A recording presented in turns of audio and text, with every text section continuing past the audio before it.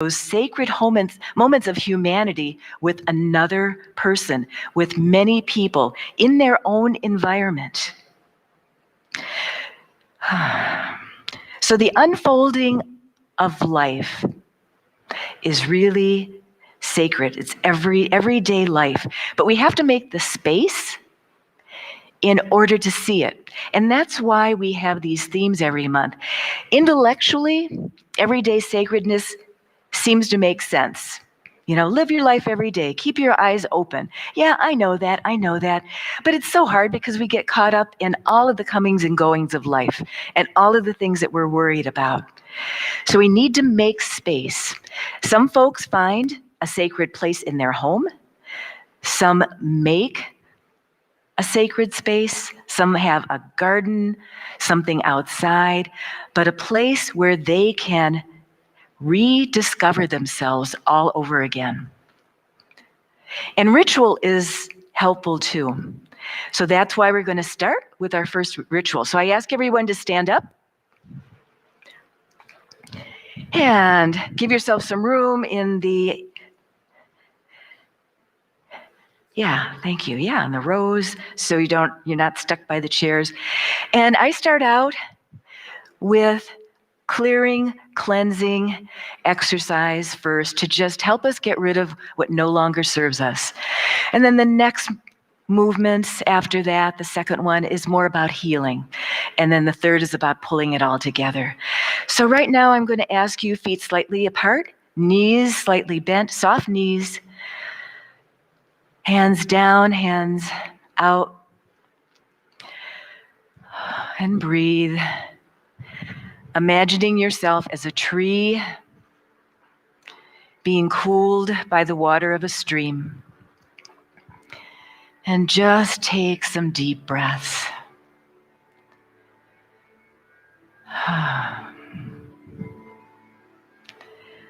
Just take some deep breaths. And then bring those hands up slowly and take your middle finger and put them at either side of your spine at the base of your skull and add a little pressure. It's kind of an acupressure point, sort of the gateway to consciousness.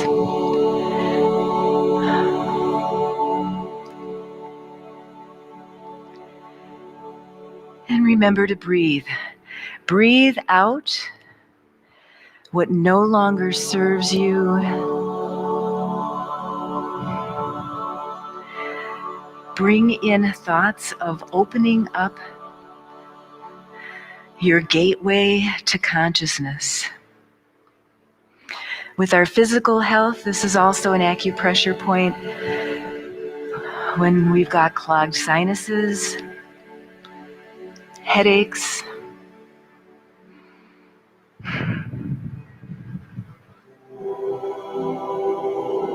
it's a nice way to end a massage with the pressure point right here.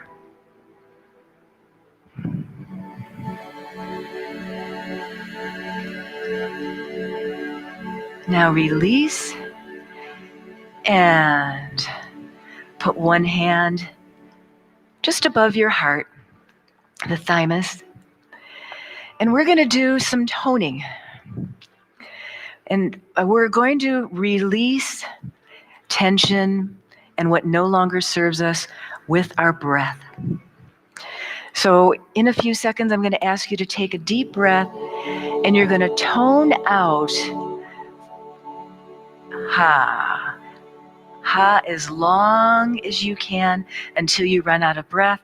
And then you're going to inhale again and tone ha as long as you can until you run out of breath.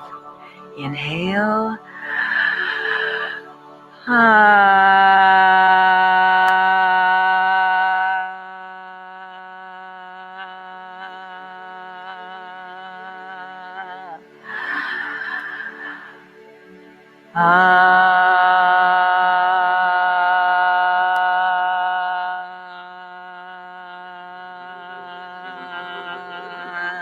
couple more.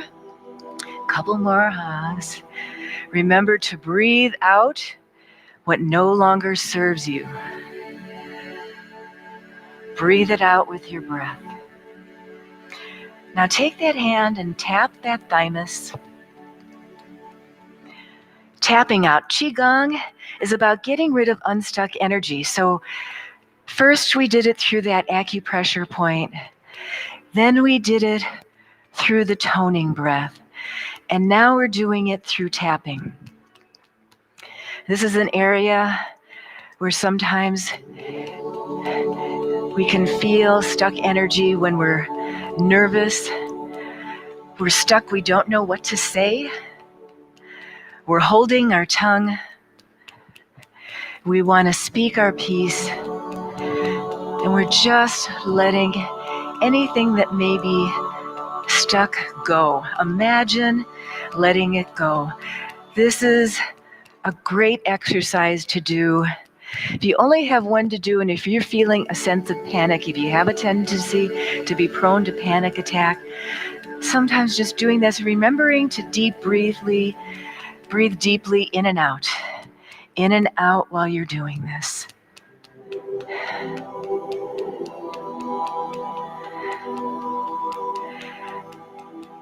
Okay, now you're going to take that hand off your chest and just flick your wrists, shake your hands. So shaking is another way in Qigong to just get rid of stuck energy. You're increasing the circulation throughout your whole body, particularly the arms, and just imagine any sort of other gunk just being released away from you, from your lymphatic system, just out those fingertips. Just shake it away, release it, give it permission. And while you're doing that, allow anything else to go down through your legs into Mother Earth. Give it to the great soil, the fertile soil of Mother Earth. Out your hands into Mother Earth. Let her collect it with love. Shake it out, what no longer serves you. Anger, fear, resentment, withholding, denial, sadness, anxiety. Let it go. Create the space. Okay, and slowly stop. Arms up with those feet still slightly apart, knees bent. Connecting with Father, Son. And we're going to slowly go into a circle. Remember to keep those knees bent. Clearing space, but also connecting Father Sky with Mother Earth. If you can touch Mother Earth with those bent knees, and come up. Clearing space and connecting. Put those legs just a little wider. And now circle the other way. Connecting, clearing, making space for the sacred.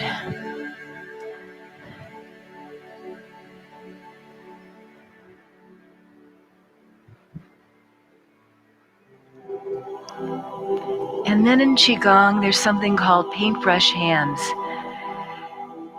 With the palms out, slowly come down. You're clearing your entire core with those paintbrush hands, just thinking of wiping your core clean. And when your hands go down as far as they can, fingers down, palm facing you, and slowly coming up. clearing yourself, painting yourself with the energies Father Sky, Mother Earth. One more time. Come down slowly, painting, clearing with sun, with sacred energy. Qigong is all about clearing energy. Come back up. And when you're halfway up, bring those hands to your heart. Give yourself love.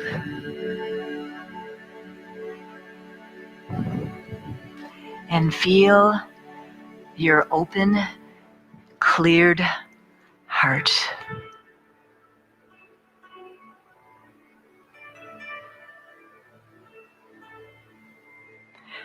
Have a seat. Oh. Okay. So, Thich Nhat Hanh has a book called Present Moment, Wonderful Moment. And in that book, he writes about appreciation of every moment, really holding those moments sacred. And it starts out with all the little things of everyday life, waking up in the morning, brushing your teeth, doing your daily chores, everything from getting into the car to turning on your computer. And he does a lot about food, all the nuances of food. It's picking out what you're going to eat. It's preparing your food. It's taking the first bite, your first swallow. It's finishing the food and then washing the dishes. So a lot of the details and his thoughts are about thinking about this mindfully. And since it is all about perspective, we might not all think about things in life like Thich Nhat Hanh does. So another perspective is Chef Stanley Tucci. He's also a restaurant critic. He's also an actor. And he experiences food, the sacredness of food, totally differently. So he doesn't go into that level of detail about every bite, but he goes all in. So when he's going to have Italian food, he doesn't just go to the best Italian restaurants. No, he goes to Italy, okay? And so he experiences it on Italian soil. And so it's the food grown in Italian soil, the wine made by the Italian winers, I guess, or whatever you call a winer maker, and the pasta dishes made by the local Italians with recipes that have been handed down generation after generation. So he's really, really all in, and he experiences food in a very robust way. So he says, to know great food is to know God. Okay. And if you don't believe in God, you believe in tortellini. So both men have their own different ways of saying, open your eyes and see that the world is full of magical, sacred places. Give yourself the opportunity and make the space so that you are conscious of it. Because the world is really waiting for us to do this. There's all kinds of things out there for us to appreciate as sacred. It's just we need to take the time to do it. Seeing things through the eyes of a child. So we live on earth where people bless us for sneezing, right? But they don't bless us for experiencing everything in life, like laughing and music and art and nature and the sacredness everywhere. So what if we took on the notion that creating heaven on earth is a responsibility of all of us. Can we all try to do our part? Could we try every day to try to do something that helps ourselves or other people experience this life here as heaven on earth? How can we connect, see, feel, or experience so that we can make this place a holy place? So last year during COVID, we're still in COVID, but during the heights of it last year, the people of Denmark were starved for live music, right? We all were starved for anything live, really. And so these cello musicians got together and said, we really want to play the cello for a live audience. What do we do? You know, this is our love. These instruments are sacred to us. You know, people should hear them. I want to play them. I want to sing them. So they approached a dairy farmer and said, we would like to hold concerts in your field. And the dairy farmer said, oh yeah, okay, sure, great. I've got plenty of room here. So because of the rules, they could only have 35 to 50 people. But there was plenty of room for those 35 to 50 people to really spread out on that dairy farm. And lo and behold, as they were playing this classical cello music, the cows gravitated towards the music. And when the music stopped, the cows gravitated away. The next concert, the same thing happened. And even they were finding that when the musicians gathered and were starting to practice, the cows would slowly come. And I don't know, you know, if you've been to a live classical concert and the orchestra still warming up, it is kind of a reverent moment to a certain extent. And everybody's sort of walking down the aisle and everybody's getting ready for this concert. So, but they found that the cows also had certain tastes. So when they would play Dvorak, and I don't know if you know Dvorak, he's kind of a dissonant. There's some dissonance to that music. The cows would gravitate away. So they made sure that they played music that appealed to both the humans and the cows. And it really got to be a popular place. So they'd really created a haven or a heaven on earth for animals, humans, in nature. So now this place is a short-term farm residence for musicians. And the musicians go there on retreat and they help out with the chores. They do some gardening as well and some fishing. And it's gotten to the point where now some good chefs want to come and cook the fish that they catch and the food that they grow from the garden. And they have figured out through something very simple, through just some passion and some need, to really experience sacredness together through something that they created on their own. So what they took what people do every day, right? Maybe not all of us if we live in the city, but somewhere people do pick vegetables and fruit and garden things every day. People cook every day. People listen to music every day. They made it sacred. So now with our next exercise, I encourage you to stand up.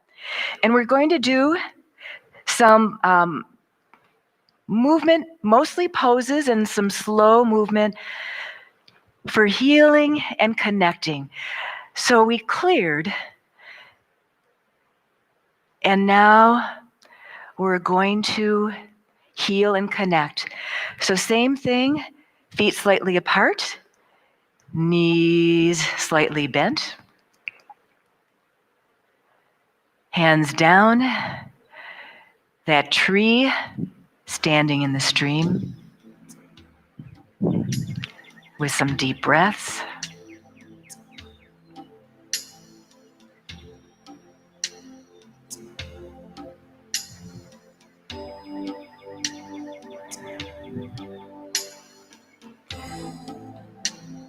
Okay, bring those hands slowly up, and when you're midway,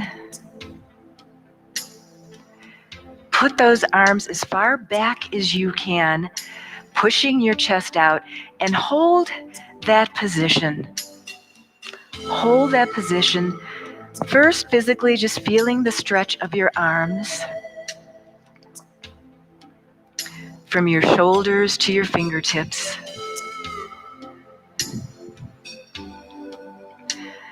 But also with the idea that you are opening up your heart. You're opening up your heart to love, the sacred, divine, compassion. And while you're doing that, you're also allowing it to come in. You're giving and you're receiving into your heart, into your lungs, into your chest, into those big, wide, open arms with love.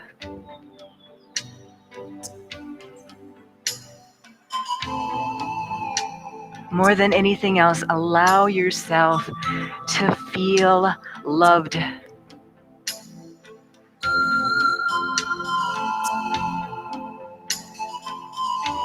And don't forget to breathe.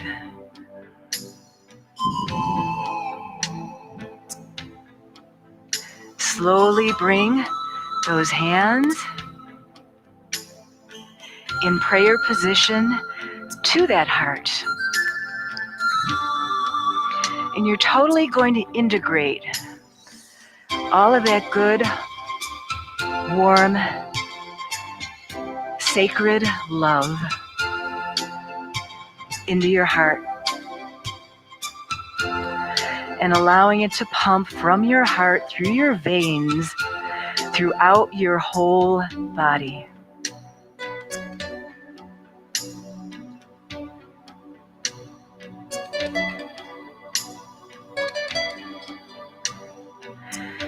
And now you're going to take that from you,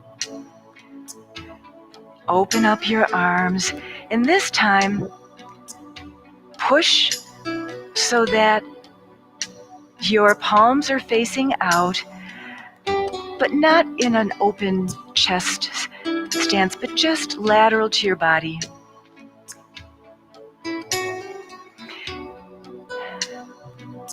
Giving that love, that sacred love from you to everything around you, to the right, to the left, in big half circles, surrounding you, surrounding everything around you.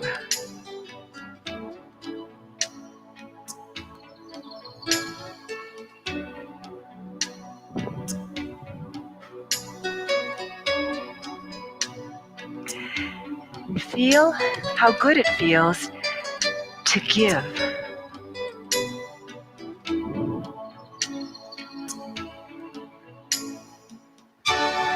Now you're going to take one hand and put it behind your back, touching your spine. The other hand above, palms up, tips of fingers out. This is part of what's called a bone marrow cleansing exercise. So you're touching your spine, which has a lot of bones in it. The bone marrow is what houses white blood cells, which is what helps protect your immune system. It helps us all from infectious disease, fighting off all kinds of things.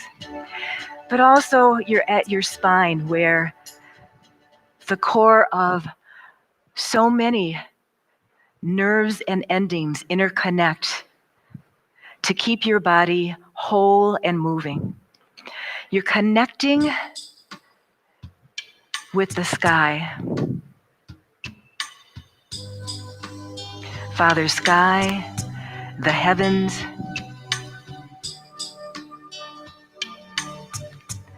And now you're going to take that top hand, point the palm down, and similar to before, you're slowly going to bring your hand down, cleansing and clearing down your entire spinal column. Healing, strengthening.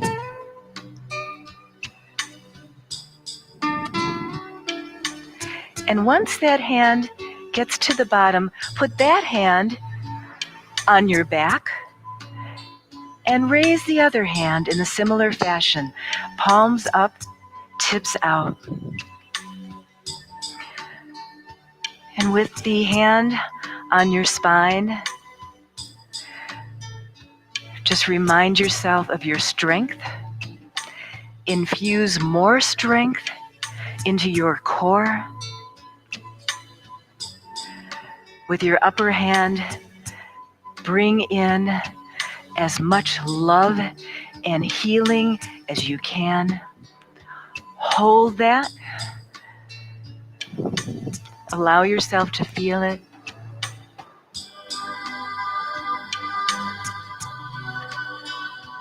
Okay, slowly move the palm facing down.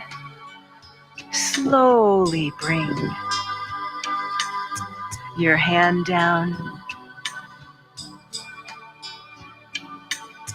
Clearing,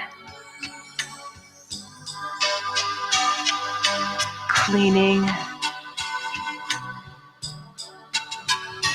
purifying.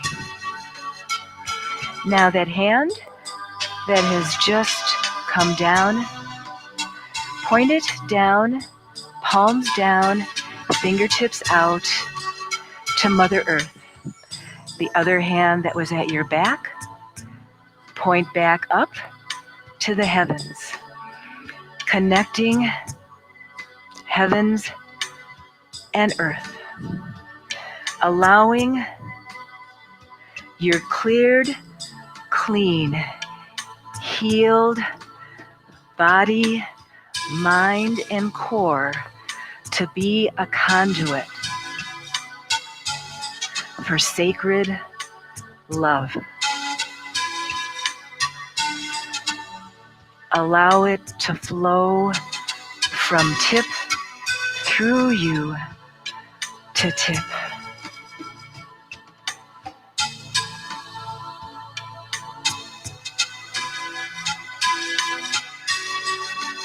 And breathe.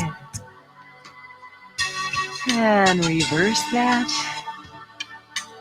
Slowly, palm down, palm up, fingertips out.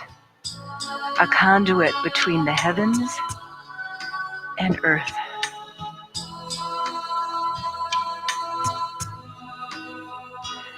Remember to breathe. And now, pulling in heaven and earth, bring both hands together again in a prayer position to your heart.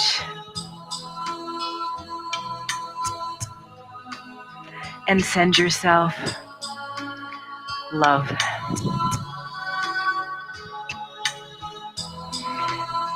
And have a seat.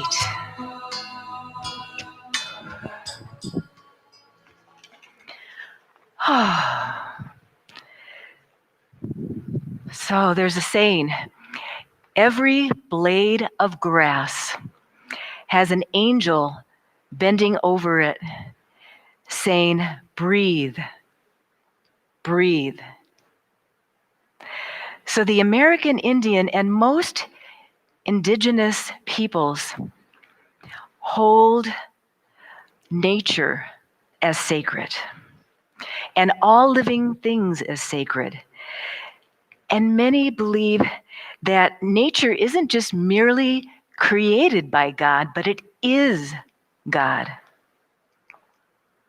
And we can kind of see that, right? When we're in the forest, we can be in awe of everything when it's quiet and you hear the birds and you see the different species of trees and grasses and streams and rivers. And you can appreciate it and understand how this actually can feel like God when we use all of our senses. And sometimes when we experience the most sacred things in life, it's when we're experiencing things about life and death. That's another time. So when we're in nature, but when we experience the beginning and the end of life, when we celebrate a new birth, when we celebrate somebody's life at their passing, we become more aware of it. And certainly, those folks who have been lucky enough to have a near-death experience get to do a do-over. If they weren't aware and their eyes weren't open the first time, they often are much more aware now that second time. But most of us don't have that luxury. So this is our time now to live this year as our last. The Dalai Lama said at age 58 that he's going to start preparing that day and the here and now at age 58 going forward for his death. Okay? He's now over 86. He spent a lot of time preparing for his death. But his point was that he really wanted to live life fully as though it were his last, as though he knew he was going to die, so that he could be fully ready for death. He said, dying is sacred. So that's one of those last sacred things that we experience on this earth. We meet God alone. Now, I mentioned that it's all about perspective. So we may not look at life like Dalai Lama does. So let's try Woody Allen on for a change. So Woody Allen said, I like to appreciate life, but I have a perspective that's different. I like to somehow think about living life backwards. So what if you start out life in the nursing home? Okay? Boy, that changes your perspective, doesn't it? And then I live through life, and then I go to my last job, and then I go to my first job, and then I go to my high school, and then I find myself as a child playing in the playground, and then I find myself in a beautiful warm wound for 9 months. And then voila, it ends in an orgasm. Okay, that's one way of looking at things. Echo Bodine looks at it differently as well. She says, I like to look at appreciating life and everything that's in it by comparing a human to a peach and a peach pit. That peach pit pays no attention to really, or that peach pays no attention to where it came from. But us humans look outside of ourselves for sacredness, for holiness, for God, when it's really right here within us. She says, we are children of God. God is within us. We come from rare divine energy. All we need to do is appreciate it. You know, so with that, if we're all on a journey together and we come from God and a part of God is with us, then maybe God is on this journey with us.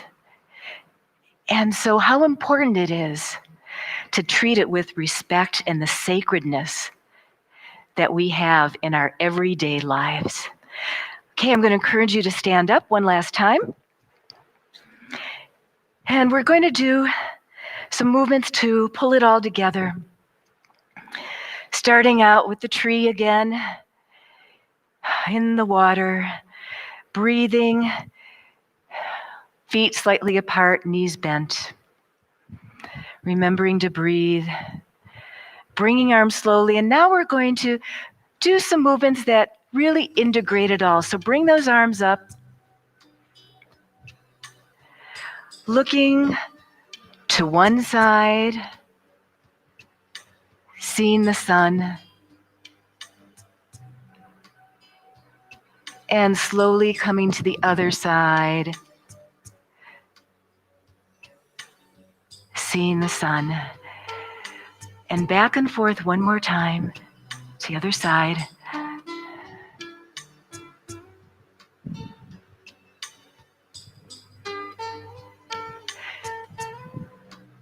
Appreciating the beautiful dome in this sanctuary.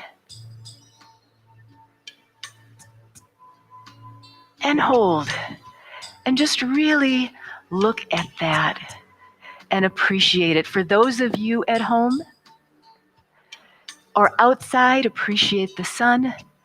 Appreciate the roof over your head. And the sacred sanctuary it brings you every day. Now with one foot slightly in front and off to the side, we're going to just clear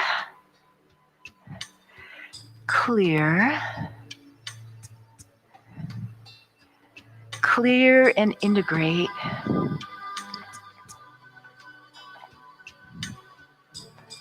Clean, clear, sacred energy.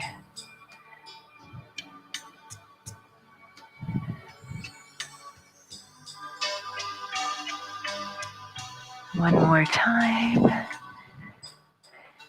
And then when your hands are behind you, do an opposite stroke and bring your hands forward and to you. So before you were clearing, now you're bringing cleared, clean, holy, sacred, pure energy back to you.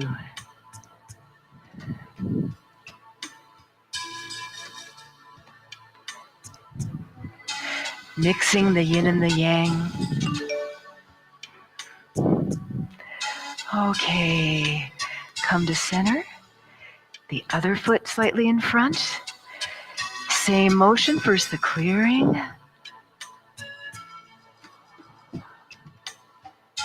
Clearing.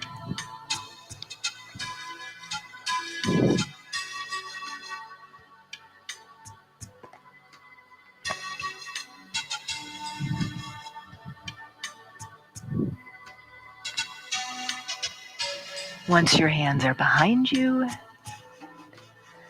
put them forward, bring it towards you. I'm in a reverse swim.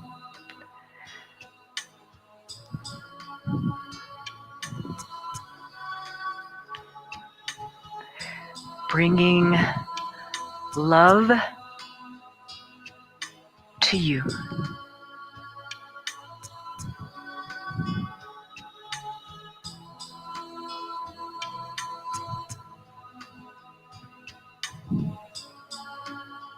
Back to center.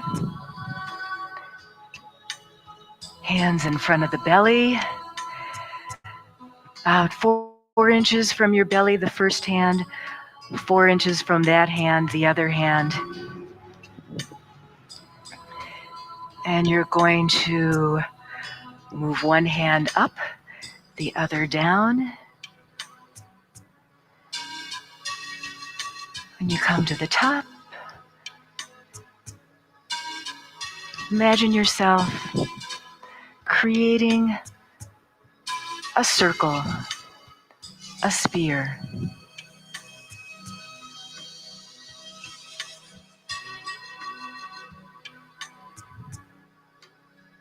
Blending energies,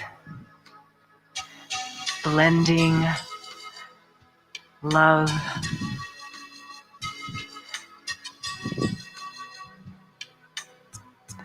spreading the sacredness.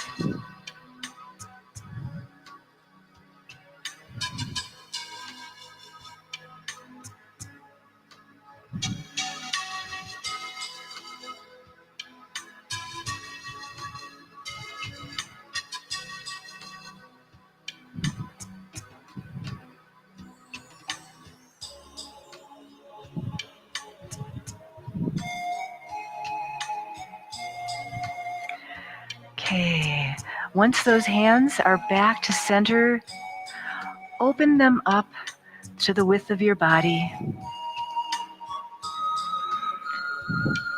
Imagining some of that energy in your hands. And just create a ball with it. Imagine that being a ball of sacred love, sacred energies, all packed into this radiant thing.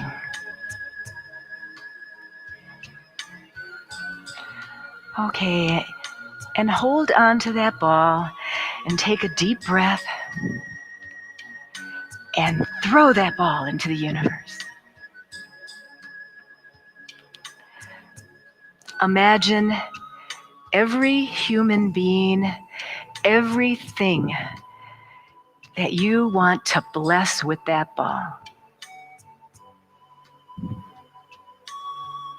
And slowly bring your hands down.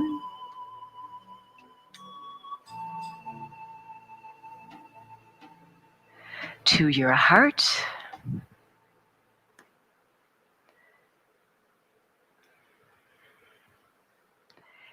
And feel that love in return. Now I encourage you to have a seat, and we're going to have a guided meditation, and then once I ring the chimes, there'll be a YouTube song on the screen. So I'll guide us for a little bit, and then we're going to sit in silence for a little bit. You all have your own way of meditating. I like to sit with my palms up on my thighs. If I weren't speaking, I like to have the tip of my tongue to the roof of my mouth as I'm breathing. And take a few deep breaths.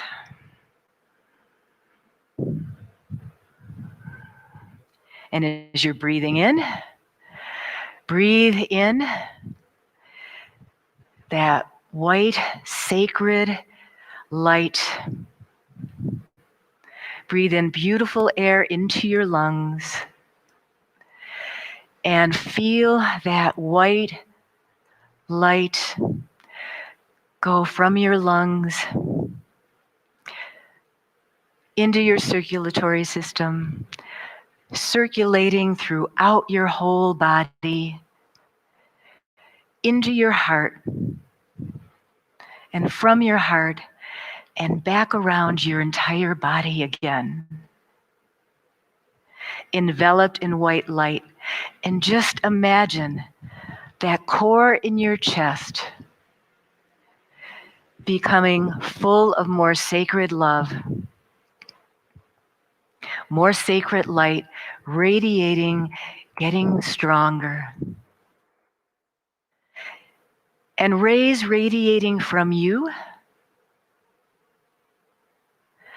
to the outside world as far as they will go, connecting you to everything that is sacred on this earth and beyond, and just allow yourself to feel it in silence for a while.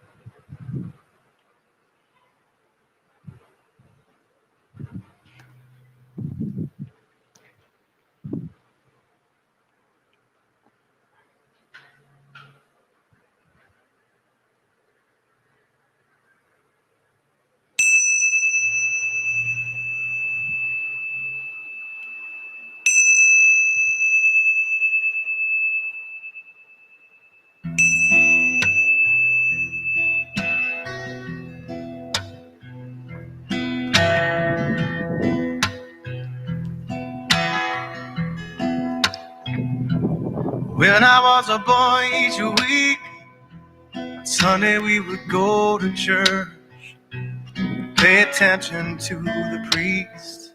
He would read the holy word and consecrate the holy bread, and everyone would kneel and bow. Today the only difference is everything is holy now. Everything is holy now.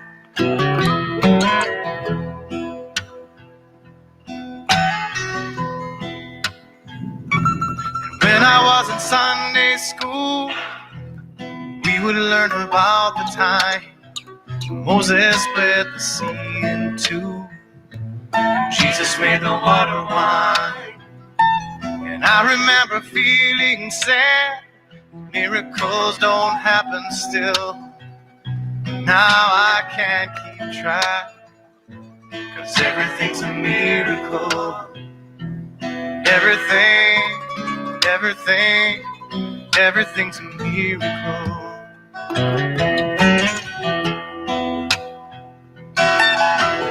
Wine from water is not so small, but an even better magic trick said anything is here at all.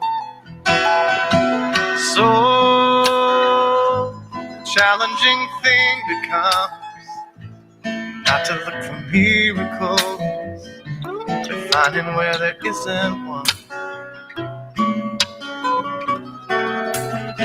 When holy water was rare at best, it barely wet my fingertips. But now I have to hold my breath like I'm swimming in a sea of it.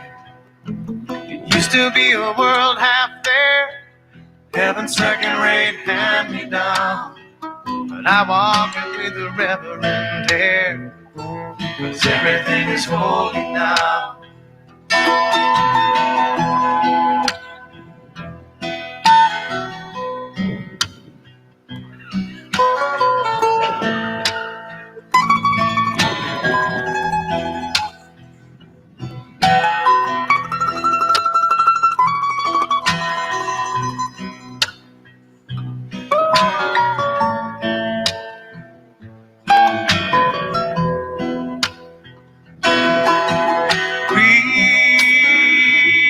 Questioning child's face, say it's not a testament.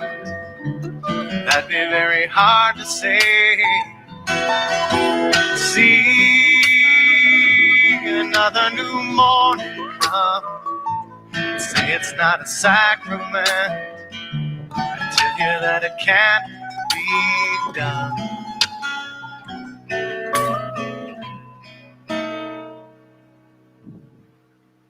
This morning outside I stood, I saw a little red-winged bird shining like a burning bush and singing like a scripture verse. It made me want to bow my head.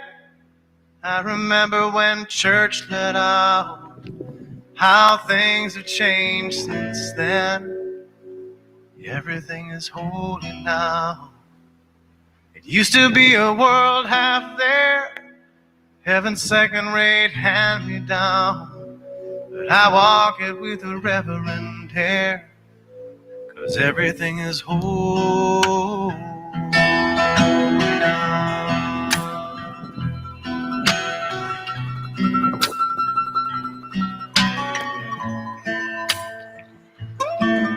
Let's come together for a closing circle. You can make a closing almond here. And if you're comfortable holding hands, let's do so. Oh. So, Mother, Father, God, Spirit, ancestors, all who love us, thank you. Thank you for this life on this earth. And as we walk out of here today, let us remember to keep our eyes, our ears, our hearts open to experience the sacredness of every day. Aho.